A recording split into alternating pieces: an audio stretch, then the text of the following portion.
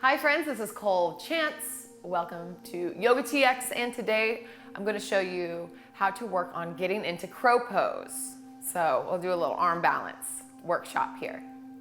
And if you have a block, I will be using a block in this, and quite handy if you don't have one. You should get yourself one.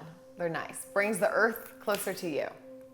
So it'd probably be beneficial if you are a little more warm, if you wanted to do a full body flow or a hip opener, something like that prior to this. I'm just going to show you a few prep poses, and then we'll kind of go right into it. So just so you know.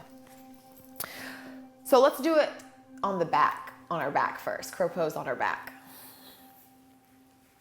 Yes, you can do crow pose on your back. And if this is as far as you get today, then you've done a crow pose.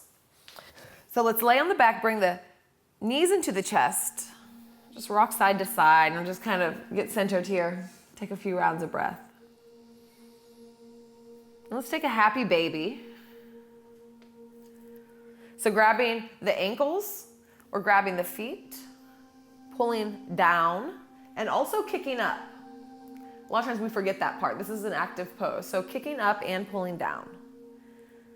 Yeah, it feels nice. And kind of rock side to side here. Good. Now we're going to keep the knees wide, and you can bring the toes together. Bring the hands up. You're going to bring them flat as if you're going to hold up the ceiling. And we're going to push up, like you're going to push the ceiling away. It's coming down on you, and you've got to hold it up. Round the back, pull the belly in. Bring the knees into the arms. And then release. Spread long. That's crow pose. You just got to flip it around. Let's try it again. Bring the knees wide, the feet together. The feet together is a big part of this. The hugging in, hugging everything to center. So think about bringing the feet together and the knees into the arms. So you can start there and then start to press, press, press, round the back, belly in. And then release. Spread long. Stretch, stretch, stretch. Knees into the chest again. Let's just rock and roll up.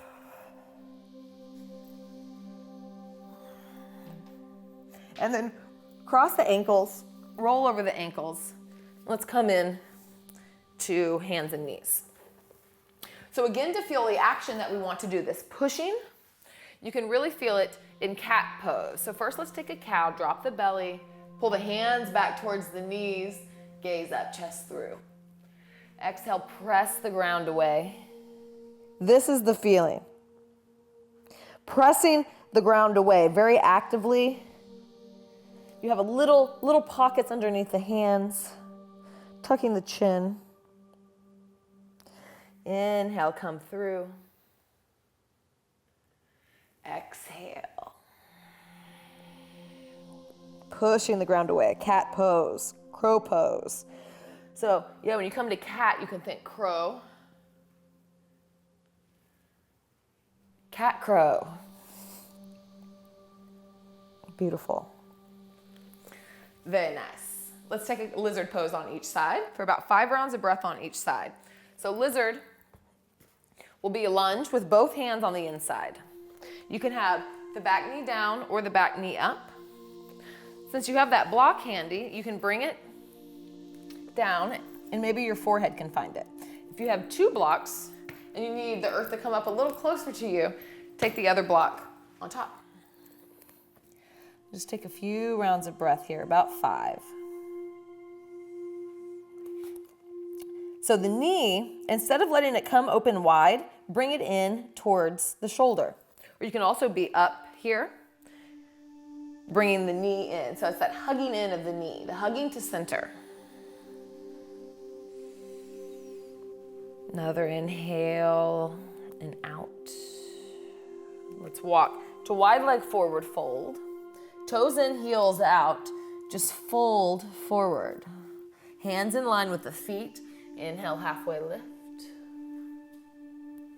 Exhale, fold down. Inhale, halfway lift. Grab the block and bring it over to the left side. Let's drop the back knee, or you can keep it up. There's all different options in lizard. But plant the hands, bring the knee in, bring the left knee into the shoulder. Keep it coming in. If you'd like to come down onto elbows or bring block to forehead, all of these are really nice options.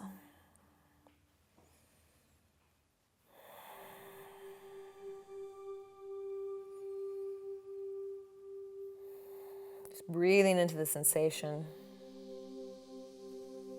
The deeper you breathe, the deeper your body can let go into the stretch. Let's start to come up. Come back around, wide leg forward fold. You could even bring the block with you here and place it underneath the forehead. Blocks are wonderful.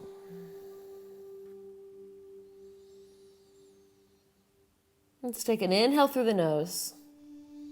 Exhale through the mouth. One more time, in and out. Good. All right, let's do it.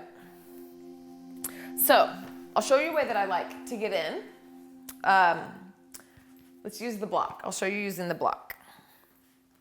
So, I'm gonna put my feet on the block and spread the heels. Put the heels together and spread the toes. Spread the knees, goodness. The heels and toes together, spread the knees wide. Plant the hands. So you could come in with the hips low, but that doesn't make sense because then you have to lift the hips. So we want to come in with the hips high. So bring the hips high. I'm gonna bend as low as I can in between the knees. I'm gonna start to shift forward. My knees are on the triceps and they're squeezing in.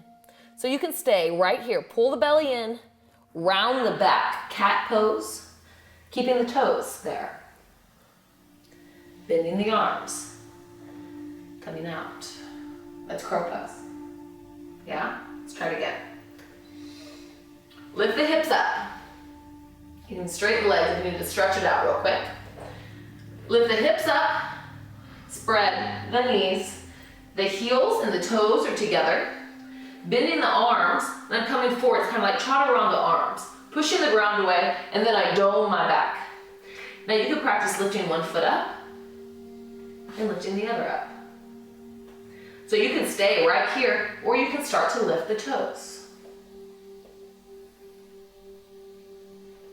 One thing that I didn't say that's very important, to gaze about a foot in front of you. So the tendency, if you're gazing down, would be to roll down, and that's really where the fear is here, is that you're gonna fall. So if you gaze in front of you, that sends everything in front. Keep the chest lifted, yeah? I'm gonna show you another trick. So if you have two blocks, you can put one under your feet.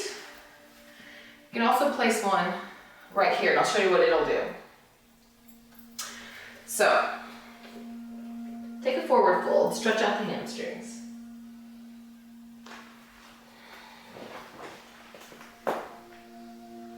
So, if you're a little worried about the falling on your face part, tends to be a concern. Place this block in front. You might have to kind of gauge it. I'm going to back it up a little bit. So it'll be in front of the hands. Place the block, or place the head on the block, and then now you're not going to fall. You can stay right here and practice coming forward, or lift the heels.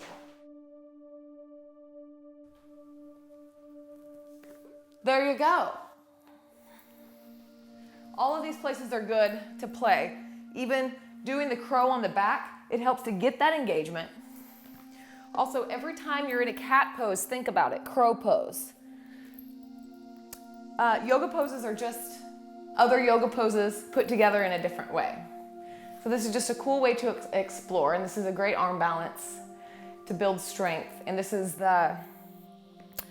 one of the foundational arm balances. And from here, there's so many places that you can go. But this is a good place to practice. Crow pose is really fun. So let me know how it goes and put your questions and comments on the video. And yeah, I'd love to know the challenges and the celebrations, the successes. So have a good day and have fun playing with Crow. And I can't wait to hear about it. Thank you all so much. Cole Chance, YOGATX.